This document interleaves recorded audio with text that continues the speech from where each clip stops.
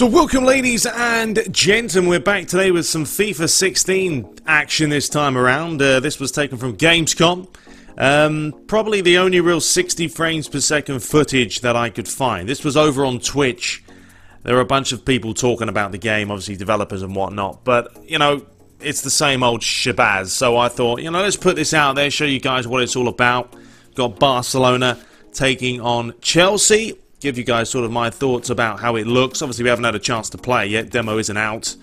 But there's going to be a whole bunch of new training games like this, as you would expect. You know, I'm not a massive fan of the training games. I think they're alright. There's something to do to sort of pass the time, especially when you're waiting for the game. But, you know, the matches load in a matter of seconds nowadays. So I think it's something that probably Konami could incorporate some way into PES to make it a little bit more interesting, sort of learn the game, new ways, upgrade your player and like become a legend and all that fun stuff. But anyway, into the gameplay. Barcelona here against Chelsea.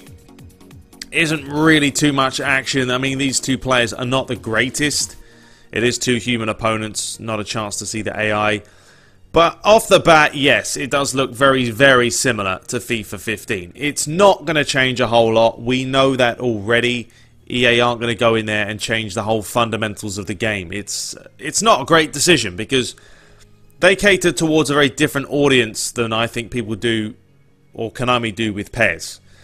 PES for me is more, it takes a little bit more time to sort of learn it. Whereas FIFA you can pick up and play. And that's why FIFA does sell so well. Yes, it also has all the licenses. That's another big thing. A lot of young people, you know, kids and teenagers, they want to play with the big teams. They want to play with the licensed clubs and have all their favourite players and all the stadiums.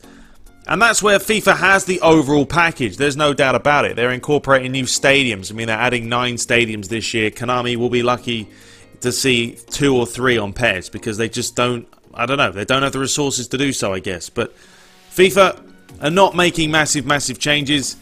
They're just tweaking a couple of things here and there. They're balancing the gameplay. I spoke about this in the last FIFA 16 gameplay video put out there with Mönchengladbach taking on Dortmund. And that's what they're doing. They're refining it. They're balancing it because they have seen the problems that the game has had, where it's basically been sort of a speed merchant game. Get the ball with Ronaldo, get the ball with Bale, whip it in, speed, score. I mean, that's how it's been. This year, they're slowing it down a little bit more, and you can sort of tell from the gameplay that's how it's going to be. It is going to be a slower paced game, but we really are going to have to get our hands on it to test the waters and see if it's going to be about possession or is it going to be about pace again. I think online is going to be sort of the deciding factor. You can see the referee there whipping out the old vanishing spray. And stuff like that is just added different elements. It's not game changing. It's not going to break, you know, bring big elements to the game. No, but at least it is something that EA do. They do add these little touches to the game to make it more and more realistic. There's no doubt about it that broadcast-wise, FIFA gets it right. They get it spot on. The camera angles look great. They're very diverse. There's a lot of sort of options in there to tweak them. The replays, they look great. They'll show you cutscenes from earlier, the chances that have happened. There's a good ball in that came off the bar, but they'll show things like that. So when it comes to those types of things, FIFA has it right. But they still need to work, I think, on the gameplay because I think Konami are catching up to them. I do. I think PES are finally getting a grip with, you know, next gen and everything. It's taken them an awful long time. It's been a nightmare for them. But they are catching them up now, I think, when it comes to the gameplay. But they are miles behind when it comes to sort of modes, career mode, and as I said before, broadcasty type camera angles and whatnot. They're not there yet. But I don't know. It's going to be interesting this year. It really is between the two games. We have a very different audience. We have two very different football games that play a very different game itself. No doubt about it. FIFA hasn't done drastic things this year. PES has changed more. But I think we're going to see a little bit more of a change next year, I have a feeling. Or within the next few years. Definitely EA will incorporate something. They will develop a new engine. You know, they've been using this engine a while now. No doubt about it. They've just been refining it every year. It still is pretty much the same sort of engine they've had since when they made the new one back in 2008. Yeah, they call it the new Ignite engine that whatever it came out. That's a terrible finish there. But it's still running off the same engine. So I think shortly, within the next few years, They're going to have to do something to tweak it, to bring out something new, really sort of have that wow factor, because every comment you read nowadays now with FIFA is, this looks exactly the same as last year.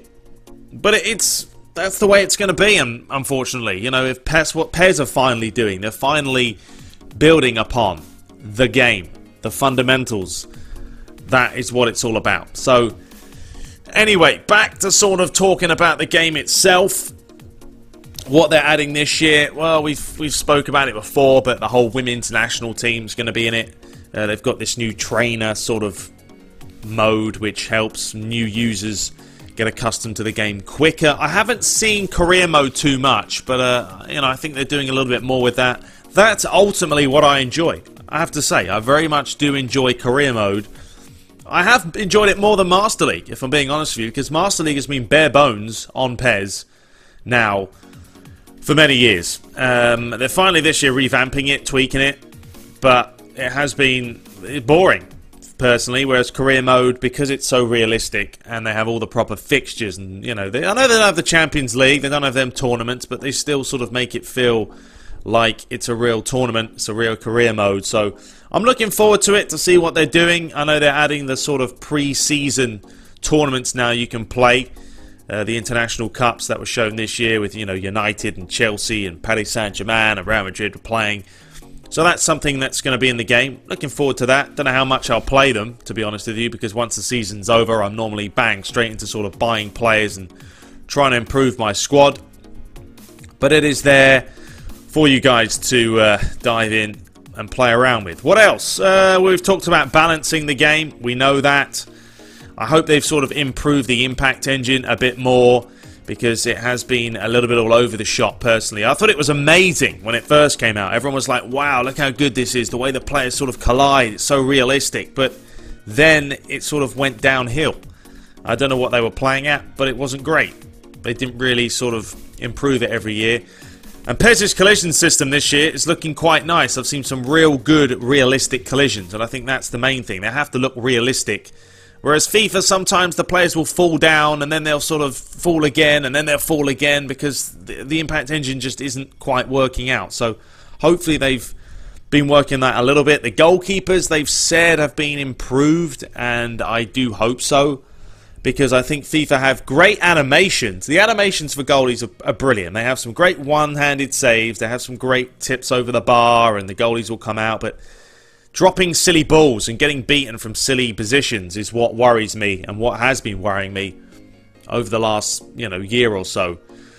But I've got confidence that they have sorted them out, especially from corners. I think it's been too easy to sort of whip in a corner, win a header, score a goal, especially online. Nothing more frustrating than doing so.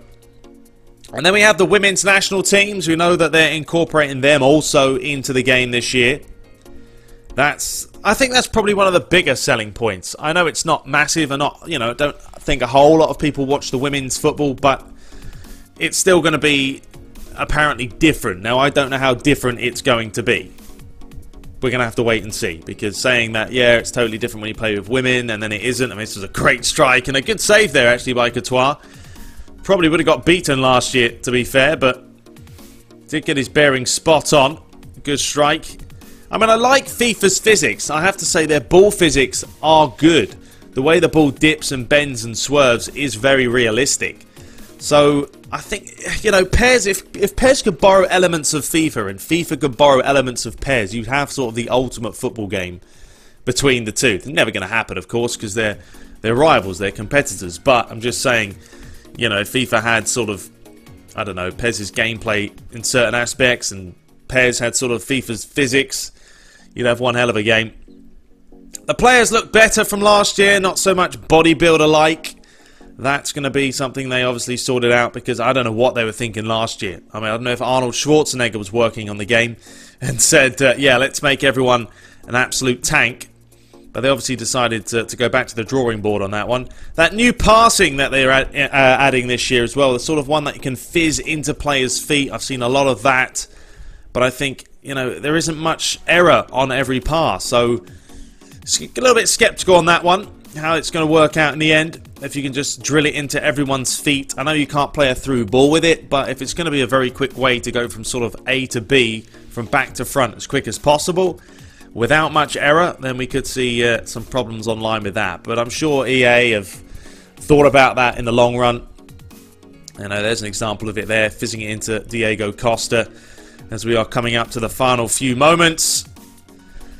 I mean, that's pretty much it. We'll talk about some of the gameplay elements at the end here. I'll show you some screenshots of what is adding this year to the game, so you guys will definitely know. But there's Messi. He's got his tattoo on his right arm. That's something new to the game this year. So we've got a tattoo. There you go, if you guys are a big fan of that. But once again, just different elements like that, adding some realism to the game. Jordi Alba, I think he scored the header that actually won this game, but it was cut off. Here it is. I'm not sure if we're going to get to see it. He gets up, wins the header, bang, in the back of the net. You don't often see a left-back scoring a header, to be fair. So, nice little finish by the Spaniard.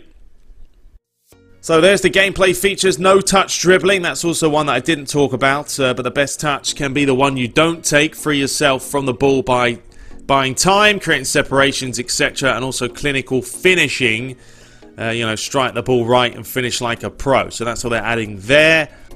We also have defensive agility, which means mobile defenders can close down space, change direction quickly. So defending has sort of been revamped quite a bit this year. You'll feel freedom of movement as you track runs and look to break up attacks. Defend as a unit, defend together, win together. Rely on your teammates to cover gaps when you close down attackers. The FIFA Trainer, as we spoke about, compete at a higher level, reach your potential with the FIFA Trainer, learn as you play with an optional graphic overlay that prompts you with gameplay options depending on your position on the pitch. Don't think too many people are going to be using that, to be fair, but we'll see. We will definitely see.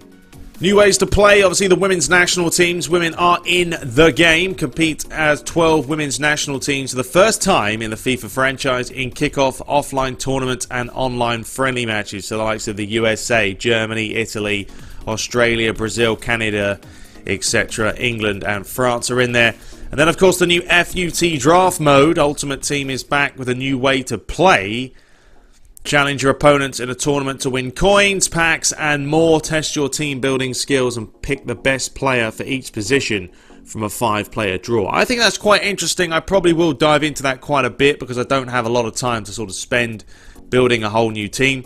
So that could be interesting. Anyway, that is the video for today. I hope you guys enjoyed it. Let me know what you're looking forward to, PES or FIFA. That is the question. But until next time, take care.